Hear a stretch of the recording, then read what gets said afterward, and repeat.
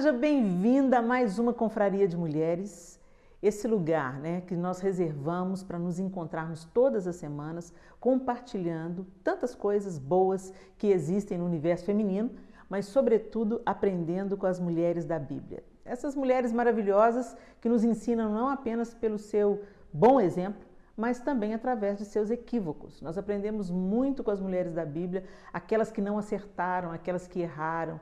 Então, senta aí, senta que lá vem a história. E hoje a personagem que vem nos ensinar é uma mulher que eu particularmente admiro profundamente. Estou falando de Abigail. Abigail, segundo a Bíblia, era uma mulher sábia, uma mulher sensata, que era casada com um homem que era justamente o contrário. Ele era um homem tolo, que não levava em consideração os detalhes da vida, as coisas importantes da vida e fazia valer só a sua vontade, era um homem insensato. Muito bem, Davi, nesse período, ele estava fugindo da ira de Saul e ele vivia no deserto, né? Habitou em cavernas, junto com seus valentes. Você se lembra dessa história? Pois é. Nesse período, Davi se valia de expedientes. Como assim, Helena? Ele precisava de comer, não é isso? Então, ele ajudava a proteger os rebanhos de quem estava no Carmelo e tal, e ele ficou sabendo que chegou a época da tosquia para o rebanho de Nabal. Então, o Nabal era proprietário de muitos rebanhos, e chegava a época da tosquia das ovelhas, e essa época era uma época de festa, uma época que tinha muita abundância, né? E aí fazia, para os próprios tosquiadores, tinha muita fartura de comida. Davi ficou sabendo disso, bom, nós ajudamos a guardar o rebanho de Nabal, então vou mandar uns representantes lá, lembrando a ele que nós ajudamos a guardar os seus rebanhos, se ele pode nos abençoar com alguma coisa, já que é uma época de festa, se ele pode nos abençoar com algum suprimento, né? Comida. Davi pretendia receber comida. Pois é, quando os homens de Davi chegaram lá para falar com Nabal, Nabal fez de desentendido. Essa história está registrada em 1 Samuel, capítulo 25. Então, se você tiver com a sua Bíblia aí, abra. E nós vamos pegar a partir do verso 10. Né? Davi já mandou os seus representantes pedindo comida e Nabal respondeu. Verso 10 do capítulo 25 de 1 Samuel. Nabal respondeu então aos servos de Davi. Quem é Davi? Quem é esse filho de Jessé? Hoje em dia, muitos servos estão fugindo de seus senhores. Por que deveria eu pegar meu pão e minha água e a carne do gado que abati para os meus tosqueadores e dá-los a homens que vêm não se sabe de onde? Fez de desentendido, né, gente? Então os mensageiros de Davi voltaram e lhe relataram cada uma dessas palavras, e Davi ordenou aos seus homens, ponham suas espadas na cintura. Assim eles fizeram e também Davi. Cerca de 400 homens acompanharam Davi, enquanto 200 permaneceram com a bagagem. Um dos servos disse a Abigail, mulher de Nabal: do deserto, Davi enviou mensageiros para saudar o nosso Senhor, mas ele os insultou. No entanto, aqueles homens foram muito bons para conosco. Não nos maltrataram e durante todo o tempo em que estivemos com eles nos campos, nada perdemos. Dia e noite eles eram como um muro ao nosso redor durante todo o tempo em que estivemos com eles, cuidando de nossas ovelhas. Agora leve isso em consideração e veja o que a senhora pode fazer, pois a destruição paira sobre o nosso Senhor e sobre toda a sua família. E aí o texto diz no verso 18, imediatamente Abigail pegou 200 pães, 2 vasilhas de couro cheias de vinho, 5 ovelhas preparadas, 5 medidas de grãos tostados, 100 bolos de uvas passas e 200 bolos de figos prensados e os carregou em jumentos. E disse a seus servos, vocês vão na frente e eu os seguirei. Ela, porém, nada disse a Nabal, seu marido. Enquanto ela ia montada num jumento, encoberta pela montanha, Davi e seus soldados estavam descendo em sua direção e ela os encontrou. Davi tinha dito, de nada adiantou proteger os bens daquele homem no deserto para que nada se perdesse. Ele me pagou o bem com o mal, que Deus castigue Davi e faça com muita severidade, caso até de manhã eu deixe vivo um só do sexo masculino de todos os que pertencem a Nabal. Quando Abigail viu Davi, desceu depressa do jumento, e prostrou-se perante Davi com o rosto em terra. Ela caiu a seus pés e disse, meu senhor, a culpa é toda minha. Por favor, permite que tua serva te fale. Ouve o que ela tem a dizer. Meu senhor, não dês atenção àquele homem mau, Nabal. Ele é insensato, conforme o significado do seu nome, e a insensatez o acompanha.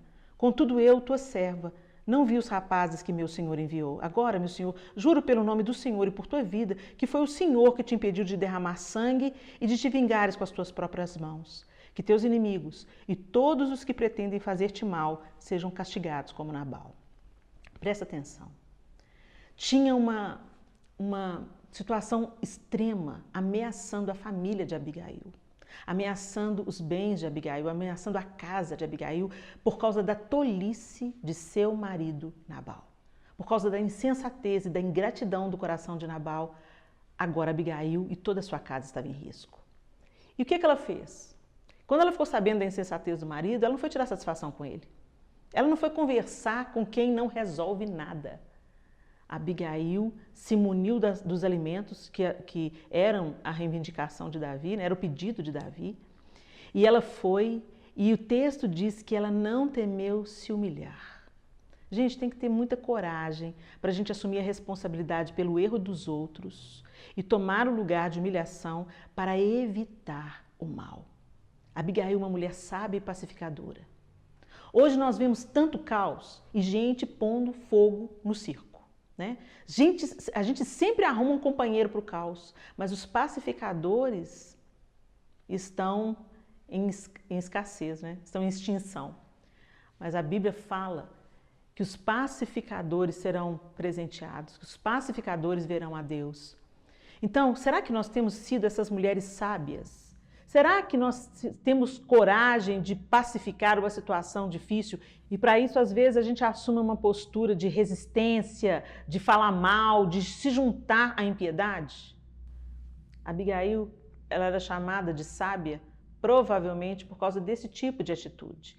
Ela não estava preocupada com a sua integridade. Ela foi corajosa para enfrentar um homem enfurecido.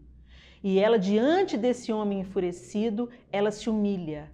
A palavra de Deus diz assim que a palavra dura suscita a ira, mas a branda desvia o furor. E Abigail se colocou ali na intercessão entre Davi, furioso, e sua casa, que poderia ser vitimada pela ira de Davi. Naquele dia, Abigail não livrou apenas a sua casa. Abigail também livrou Davi de derramar sangue inocente, porque os empregados de Nabal, os tosqueadores de Nabal, certamente não tinham culpa da insensatez do seu patrão. Que tipo de mulheres somos nós? Será que nós temos promovido a paz? Será que nós temos, às vezes, assumido um papel de humilhação? Às vezes, gente, calar não é perder a briga. Às vezes, calar é não dar prosseguimento a algo que não vai se resolver pela ira. E às vezes muita gente pensa que se calar é se humilhar. Então se humilhe. Às vezes é mais fácil a gente silenciar, calar, ponderar, do que entrar na briga, do que fazer render algo que não vai chegar a bom termo. Que Abigail seja a nossa inspiração no dia de hoje e que ela nos ensine a sabedoria, a sensatez. Abigail sabia ouvir, Abigail sabia a hora de falar, Abigail sabia o que falar, como falar. E Abigail não temia se humilhar para que a sua casa fosse protegida de todo dano, fosse resguardada da morte e da fúria de Davi. Que a gente aprenda com Abigail. Amém? Que você se levante aí no seu contexto como uma mulher pacificadora. Que você não se ajunte àqueles que gostam de pôr fogo no circo. Amém? Deus abençoe vocês. Agora nós vamos chamar para essa conversa o profissional de plantão. E o profissional de plantão de hoje é o Diogo Gonçalves. O Diogo Gonçalves é o nosso consultor de finanças. E às vezes você pode pensar, consultor de finanças, Helena, eu não tenho tanto dinheiro assim para administrar. Muito pelo contrário. Nós que não temos muito dinheiro, nós precisamos saber como lidar com esse dinheiro, o que nós vamos fazer com o dinheiro que nos vem à mão para cuidar. Então, Diogo Gonçalves é o cara especialista para isso, meu querido amigo. E Diogo, tá aí a pergunta. Como devemos nos comportar economicamente neste tempo em que estamos vivendo? Qual o conselho que você tem para dar para a gente, atravessando aí a crise pós-pandemia, quer dizer, pós entre aspas, né? Nós ainda estamos atravessando. Conta para a gente, Diogo. Olá, Helena. Como nós devemos nos comportar economicamente falando, nesse tempo que estamos vivendo. Tempo difícil, tempo de pandemia, que fecha comércio, abre comércio, fecha serviços, abrem serviços. Vivemos numa instabilidade em que algumas pessoas estão ganhando muito dinheiro e outras, muitas pessoas, perdendo muito dinheiro ou nem tendo renda mais, com seus comércios fechados, com poucas possibilidades de ganhos, né? E a minha indicação é a mesma indicação da Bíblia. Gênesis nos conta a história de José. José, durante 7 anos de muita bonança, de muita riqueza, ele poupou a quinta parte, 20% de tudo que ele ganhava, de tudo que ele tinha, de tudo que ele retinha, ele separava 20%. E depois, nos 7 anos de crise, nós estamos vivendo um período muito menor de crise, espero que já estejamos no final, mas durante 7 anos de crise, José, todo aquele dinheiro, aquela bonança, aqueles alimentos, né, que ele poupou, José, o que ele fez? Ele teve todo esse recurso que ele separou, ele utilizou no tempo ruim.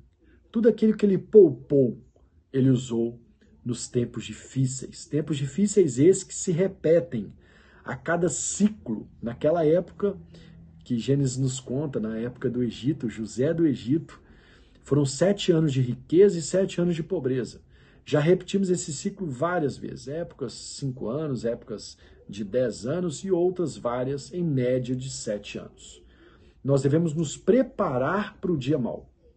Fazemos a nossa parte, economizar no dia bom para poder ter o que comer no dia mau. Agora você que já está no dia mau e não poupou, você precisa enxugar os seus gastos, você precisa identificar as despesas que não são de sobrevivência, ou seja, aquilo que nós podemos chamar de supérfluo ou de lazer, de outros tipos de despesas, aniquilá-las, separá-las, parar de gastar nesse momento.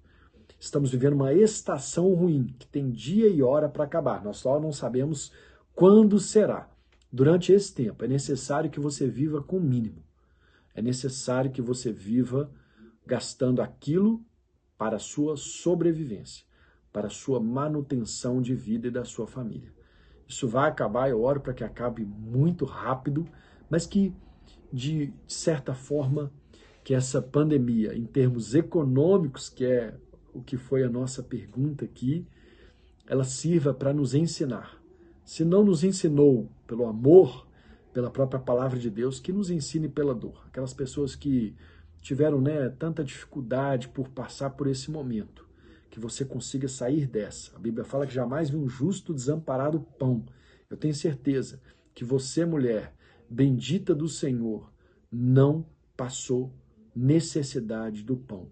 Mas se você teve dificuldade nesse momento, passou dificuldade financeira, teve que se rebolar de todas as formas para poder conseguir sobreviver, que esse tempo tenha te ensinado a que em tempos bons a gente não precisa gastar tudo que a gente ganha. A gente precisa necessariamente poupar, sermos mordomos de Cristo, como a Bíblia nos ensina. Valeu, beijão para vocês. Muito obrigada, Diogo. Deus abençoe você. Obrigada pela sua resposta. E é tão importante a gente receber instrução, né, meninas? Principalmente nesse tempo desafiador que nós estamos vivendo. Agora, nós vamos para aquele nosso momento de mulher para mulher, trocando dicas, dica de livro. Então, vamos ver o que tem para hoje? Vamos lá! Olá, belezuras! Tudo bem com vocês? É muito bom ter vocês aqui nesse momento só nosso.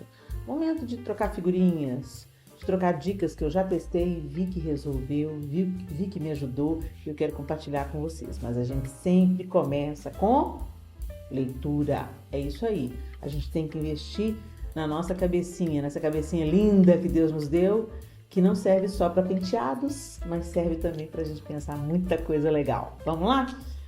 Gente, hoje eu tenho um livro bafo para sugerir para vocês. É o Silêncio de Adão. O Silêncio de Adão é o livro do Larry Crabb, acho que é assim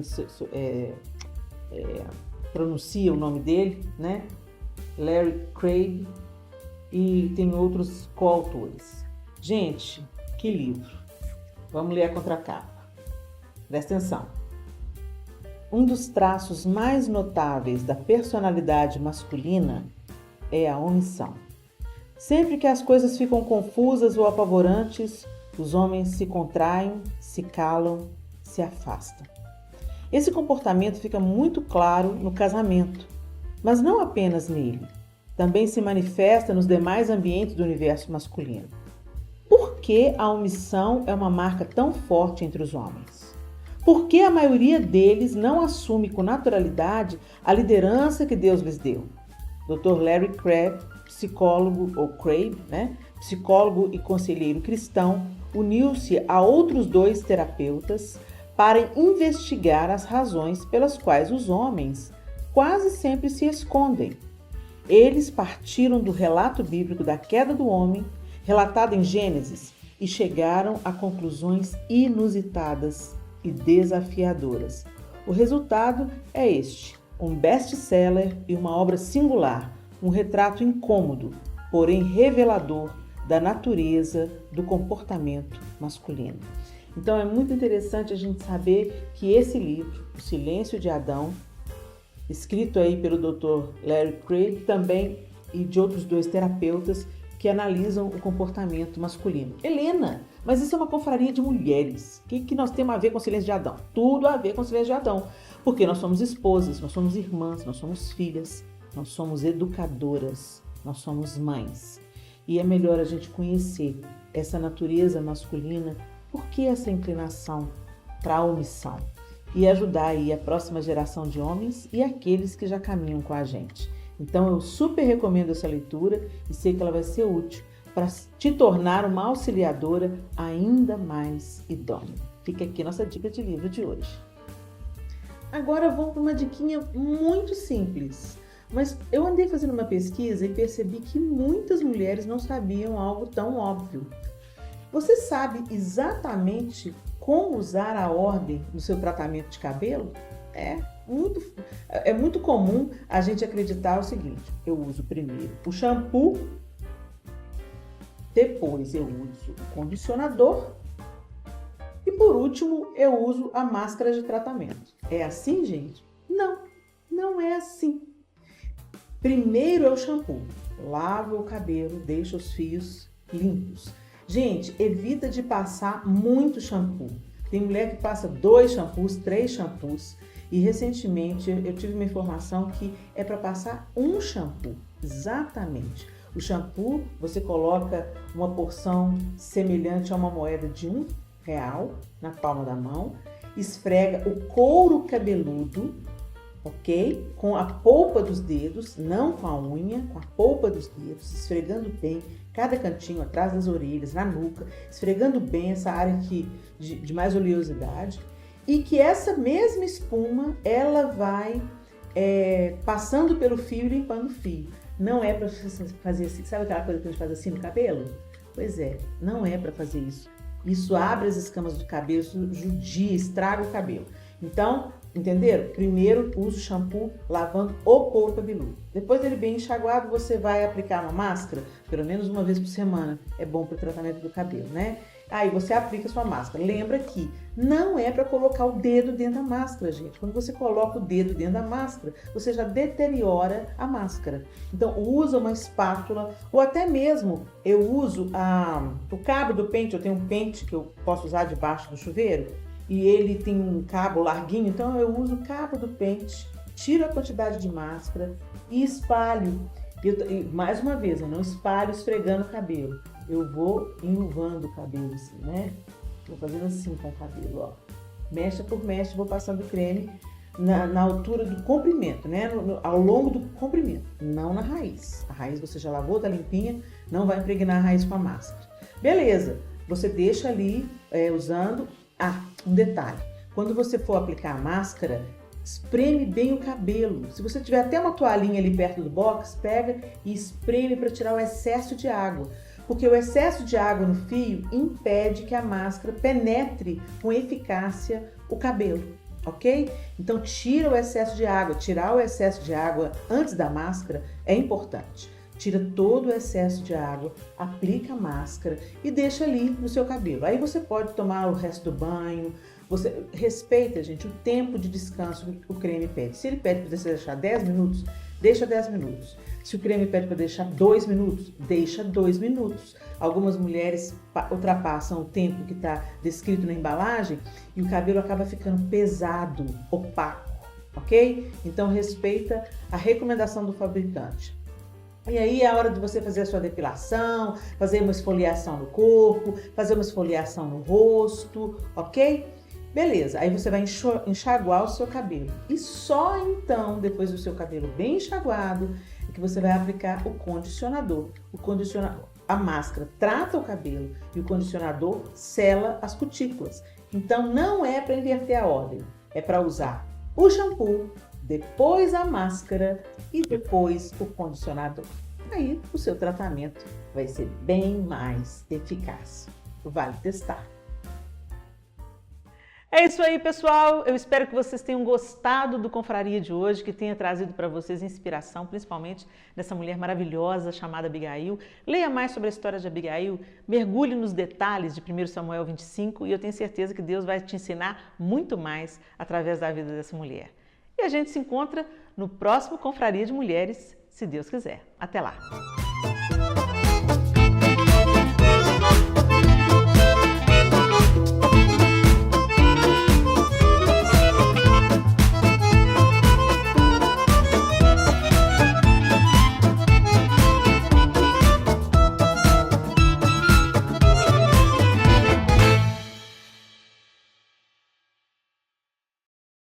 Espero que vocês tenham gostado do programa de hoje, que vocês tenham sido encorajadas, inspiradas por essa mulher maravilhosa chamada Abigail. Eu espero que vocês... Melhor fazer de novo, né? Tem o barulho. Gente, Deus abençoe esse motoqueiro. Abençoa ele, Senhor, porque se eu ponho a mão nele, eu arrebento ele.